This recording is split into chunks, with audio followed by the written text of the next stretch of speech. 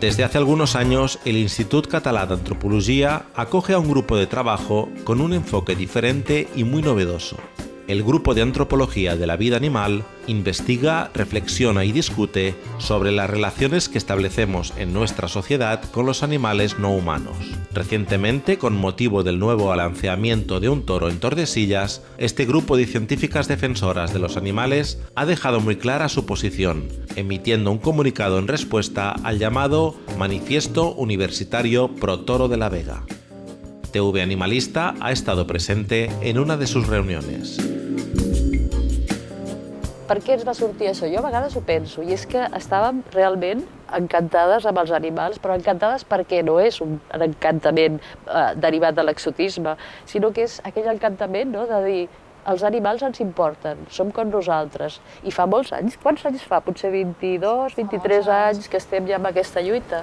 L'única cosa que ens passava era que a la universitat no trobàvem aquest espai i és per això que vam decidir per la nostra compte formar aquest grup. Sí? Sí, a l'estiu de l'any passat, justament. A l'estiu, sí. Bueno, el maig, por ahí, és quan vam decidir. Us recordeu que ens vam reunir i vam dir a veure com organitzem això després de tants anys, des de l'antropologia, per tal de veure que això realment comenci a funcionar. És a dir, que l'antropologia es faci càrrec de que hi ha els altres animals i que aquests altres animals tenen aquest valor que no se'ls està donant. No, i a més crec que va ser un encert, no? Sobretot que s'abordés des de l'antropologia. No? Primer perquè crec que a Espanya no és que hi hagi massa tradició tampoc, i després per donar-li aquesta mirada que et donen aquestes ulleres que et posa l'antropologia, no? Que veus les coses d'una manera com de vegades molt diferent, no? a la resta de la gent, no dic que sigui ni millor ni pitjor, simplement diferent, i aquest abordatge cap als nostres animalons i tots en general, potser fet des d'una postura també més, diguem, científica, que tampoc és que m'agradi massa el terme, crec que és molt interessant que abordem això, aquesta relació amb el que són els nostres companys en aquest planeta, que són la resta dels animals no humans. Però nosaltres li vam voler dir antropologia de la vida animal, si recordeu, justament per posar en un mateix pla, o sigui, aquesta consideració a l'animal com una altra figura de l'alteritat, doncs per això el vam dir que el grup es diria antropologia de la vida animal. I després us recordeu que també un altre punt que es va interessar molt era el tema de la vinculació dels drets dels animals amb els drets de les dones. És a dir, amb aquesta idea de que a partir d'uns es poden sortir els altres, la defensa dels drets d'unes donava a la defensa dels drets de les altres. I també va ser un tema que considerem amb el grup. Recordo que vam debatre força d'aquesta qüestió, de com enfocar la intervenció, és a dir, com les dones també, a la seva història, la defensa dels drets de les dones estava tan vinculada a la defensa dels drets dels animals. O sigui, són aspectes que vam anar a poc desenvolupant. De fet, els dos grans temes o les dues grans línies que té el grup són, aquesta per una banda, l'estudi de les relacions que mantenim amb els animals domèstics i per l'altra aquesta relació que tenen el maltractament dels animals amb la qüestió relativa al feminisme. I llavors el nostre grup, que actualment som ja unes quantes persones, antropòlogues, però també com tu mateixa, historiadora, que també de base, és a dir, que no és només l'antropologia, tot i que és bàsicament l'antropologia, i doncs també tenim una documentalista, és a dir, persones que van interessant-se en aquesta qüestió des de l'antropologia, i que la nostra pretensió és arribar a fer realment un tipus de treball que arribi a la institució, a l'acadèmia. Us recordeu quan? Sí, de fet era un dels nostres propòsits, arribar a l'acadèmia i que aquest debat sobre la qüestió dels animals arribés a l'acadèmia, perquè l'antropologia, diguéssim, va una mica a la cua de... I a més jo crec que em falta, perquè darrerament jo ho vaig comentar, el fet que ens havíem constituït com a grup, ho vaig comentar a altres antropòlegs i va sobtar el nom i la temàtica. O sigui, jo crec que és necessari que acadèmicament ens hi anem ficant i que es vagi mostrant el que es pot fer i sobretot després, no només el que es pot fer en producció perquè la gent conegui aquests temes, sinó també de manera, jo crec que una mica activista, no? Perquè... De fet, som activistes intel·lectuals, d'alguna manera. Sí. Bueno, la prova és... També practiquem. Sí, la prova és aquest manifest que hem escrit darrerament, no? O sigui, la manera d'entrar amb el tema de l'activisme des d'un grup d'antropologia que està per la defensa dels drets dels animals. I això ha estat molt contundent, no? Perquè entrar amb aquest comunicat, nosaltres l'hem anomenat comunicat, per anar en contra d'un manifest universitari, que això es va semblar fora de lloc, apropiar-se, fer-se l'apropiació de la idea d'universitat, universitari, manifiesto universitario, era molt potent, no? I per el que estàvem parlant, que suposo que totes, quan vam comentar el manifiesto, el contingut, van haver de pensar exactament a on estaven aspectes com era la tradició, aspectes com és el ritual, i tot el que això ha anat generant, i com es diu que l'antropologia és. I aquí podríem parlar de la idea de l'antropologia, d'aquest relativisme que se'ns acusa moltes vegades, no? Exacte. Què és l'antropologia? O sigui, què és l'antropologia? No, què és el relativisme en antropologia? Aquesta idea que diuen que les cultures totes són importants per si mateixes i que llavors el més important és la cultura en si mateixa i que no hi ha cap persona que pugui a ser jutge, jutge no seria la paraula perquè l'antropologia no fa de jutge, sinó que no hi ha dret a immiscuir-se en aquella cultura. Per tant, és com entendre que qualsevol postura és legítima, en el sentit més ampli del terme, no únicament jurídic. I això és inacceptable, hi ha pràctiques que són inacceptables i que nosaltres com a antropòleg, i bé, primer com a persones, però com a antropòlegs és que és això, són inadmissibles. O sigui, el patiment d'un animal com aquest del toro de la Vega no podem parlar ni de tradició, és que no hi ha res que ho sustenti.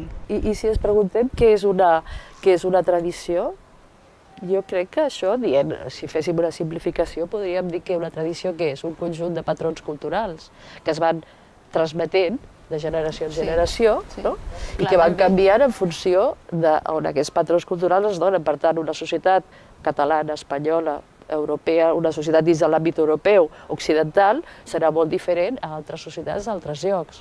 Seria una mica la idea de tradició. Però la tradició té una funció. Sempre preservar aquestes pràctiques que es van transmetent de generació en generació i justificar-la. La tradició s'inventa fàcilment, si volem, Evidentment. I com us he comentat alguna vegada, un historiador marxista, Eric Hobsbawm, té un llibre precisament que es titula La invenció de la tradició. I és que és molt fàcil inventar tradicions per justificar coses, no? I el fet de tenir-les no vol dir que es tinguin que mantenir, no. Perquè el rite sempre posa de manifest els sentiments col·lectius a través d'aquestes pràctiques que d'alguna manera justifiquen l'ordre social, diguéssim. Clar, o sigui, fa de cohesió en el grup. De cohesió en el grup. El ritual el que fa és cohesionar el grup i establir unes obligacions. Però, de fet, la vida està totalment ritualitzada. Perquè si ens coneixem i ens trobem algú pel carrer, tot allò que fem, donar-li la mà, fer-li un petó, la somriure o la serietat, tot això forma part d'un ritual. O sigui que la vida és un ritual. Ara, on es posen els rituals i quina importància tenen o quina se li dona? Jo me'n recordo, segur que us recordo també, de Van Gennep, que va ser un d'aquells famosos que parlava dels rituals, i que feia una cosa que jo observava molt clarament, suposo que també quan ho vam comentar vosaltres, us recordeu d'aquells 3 àmbits que feia el ritual, que era la separació, el marge i l'agregació. És a dir, per fer un ritual les persones se separen de la resta de la societat, que en el cas del toro de la Vega és obvi, aquellos mozos, com diu el comunicat aquest universitari, que aquellos mozos que se lanzan solos o a caballo, que està molt clar aquí en aquest escrit que feien, seria aquesta separació de la resta, el moment que es decideixen enfrontar-se solos contra el toro bravío, i on estan destacant hi ha uns valors. Però després es queda en un marge, que és aquell moment que s'enfronten, que estan separats, ja s'han separat, i estan en aquella lluita de cuerpo a cuerpo, que també diu... Tot això, no sé, però quan ho llegim ens toca una mica, perquè està posant una idea, i després, quan ja ha passat el ritual, quan ja han lanceado el toro, quan ja l'han assassinat, llavors aquests mozos, ja han acabat el ritual, s'agreguen, es tornen a sumar a la societat, amb la qual cosa que fan? Sí, defensar valors com la virilitat, l'ombria, tots aquests valors masculins, la masculinitat, en definitiva. No? Llavors, això dels rituals són tan amplis que jo no sé si podíem afinar molt. Clar, aquest ritual ha estat bastant justificat per cert sector intel·lectual, en tant que l'antropòleg Piet Rivers el va estudiar. No? Llavors això ha fet com si d'alguna manera l'antropologia pogués, o sigui, clar que pertany al corpus dels coneixements etnogràfics que té l'antropologia, no? Però això no vol dir que des de l'antropologia pugui ser justificat com s'ha pretès en diferents medis, no? Pel fet de que Piet Rivers l'estudiés. No? Això no vol dir que tots els antropòlegs i antropòlogues haguem de portar aquest cartell, no? de poder justificar els rituals, no? A través de la tradició. Llavors podem trobar treballs que parlen justament d'això, del simbolisme, de l'exotisme, de l'atracció exòtica, no? Envers els animals, però no de com ens relacionem amb l'animal, és a dir, en aquell principi ètic on es basa la igualtat entre els éssers humans, que seria entre home i dona, aquell principi d'igualtat, que seria el que ens faria anar justament a extendre aquest dret, però no com a principi d'igualtat, sinó com a consideració dels altres animals. No? És a dir, no vol dir que tots els grups hagin de tenir els mateixos drets, però sí la mateixa consideració com a éssers que tenen un sentiment i que senten, no? Com era aquell el Jeremy Bentham, l'utilitarista, que parlava, de que deia, ¿qué importa si los animales pueden hablar o no? ¿Qué importa si los animales piensan o no? Pero lo que importa es que los animales sienten, ¿no? Deia això. Sí, pueden sufrir. O sea, que sienten dolor, ¿no? Y que deia que el dolor era un estat mental i que, doncs, com a dolor no es pot veure, no es pot explicar el sentiment, però sí que es pot veure per aquelles senyals externes, no? I a més és que el dolor és una cosa de la que no pots fugir com a ser humà. Inclús quan hem llegit el famós manifiesto d'aquest senyor o el que vam llegir sobre aquell catedràtic de veterinària, era? Sí. Que deia que l'animal no sentia dolor. Exacte, que el toro no sentia dolor, No sentia dolor.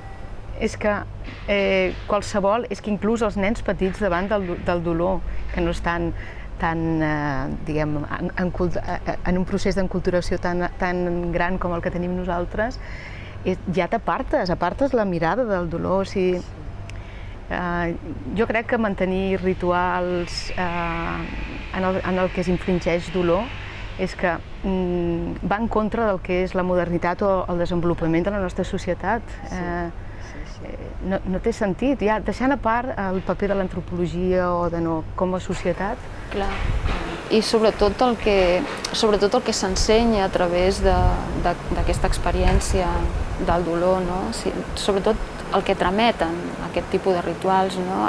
Les ensenyances que d'alguna manera donen, que és la justificació de la violència, la dominació i el maltractament, no?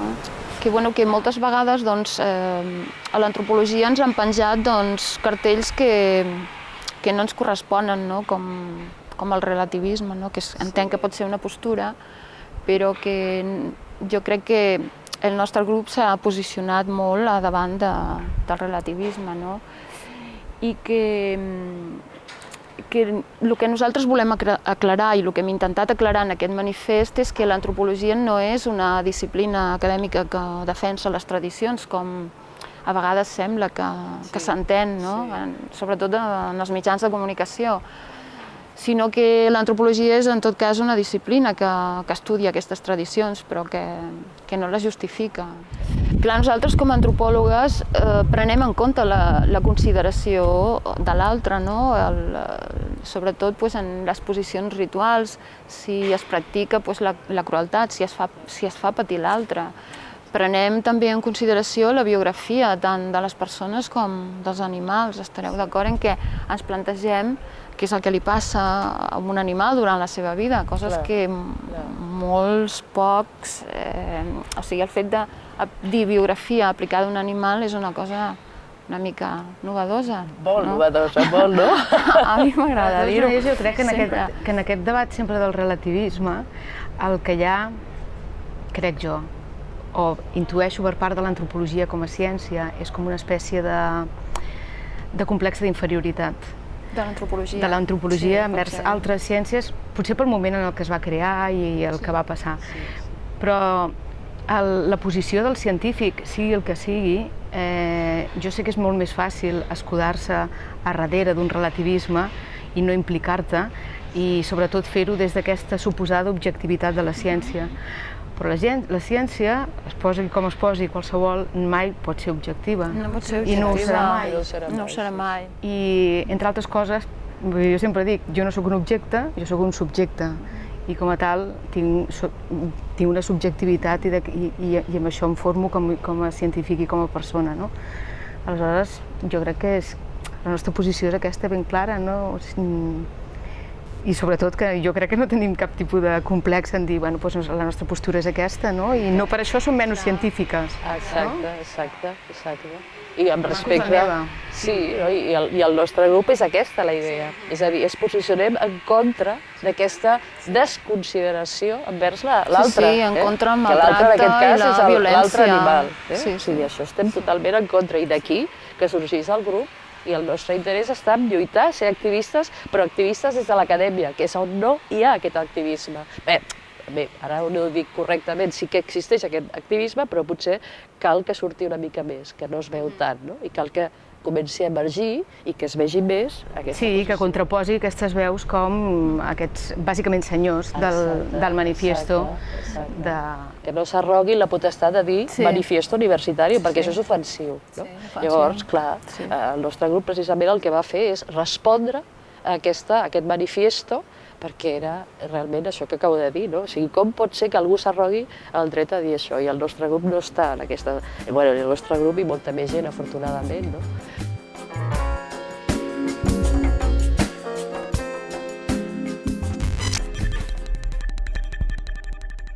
Está al llamado Manifiesto Universitario Pro Toro de la Vega. TV Animalista ha estado presente en una de sus reuniones. Per què ens va sortir això? Jo a vegades ho penso, i és que estàvem realment encantades amb els animals, però encantades perquè no és un encantament derivat de l'exotisme, sinó que és aquell encantament, no?, de dir els animals ens importen, som com nosaltres. I fa molts anys, quants anys fa? Potser 22, 23 anys que estem ja amb aquesta lluita. L'única cosa que ens passava era que... Crec que va ser un encert, no?, sobretot que s'abordés des de l'antropologia. Primer perquè crec que a Espanya no és que hi hagi massa tradició, tampoc, i després per donar-li aquesta mirada que et donen aquestes ulleres que et posa l'antropologia, que veus les coses d'una manera de vegades molt diferent a la resta de la gent, no dic que sigui ni millor ni pitjor, simplement diferent, i aquest abordatge cap als nostres animalons i tots en general, doncs, potser fet des d'una postura també més, diguem, científica, que tampoc és que m'agradi massa el terme, crec que és molt interessant que abordem això, aquesta relació amb el que són els nostres companys en aquest planeta, que són la resta dels animals no humans. Però nosaltres li vam voler dir antropologia de la vida animal, si recordeu, justament per posar en un mateix pla, o sigui, aquesta consideració a l'animal com una altra figura de l'alteritat. A la universitat doncs, no trobàvem aquest espai i és per això que vam decidir, per la nostra compte, formar aquest grup. Sí? Sí, a l'estiu de l'any passat, justament. A l'estiu, sí. El maig, por ahí, és quan vam decidir. Us recordeu que ens vam reunir i vam dir a veure com organitzem això després de tants anys, des de l'antropologia, per tal de veure que això realment comenci a funcionar. És a dir, que l'antropologia es faci càrrec de que hi ha els altres animals i que aquests altres animals doncs, tenen aquest valor que no se'ls està donant. No hi ha més que...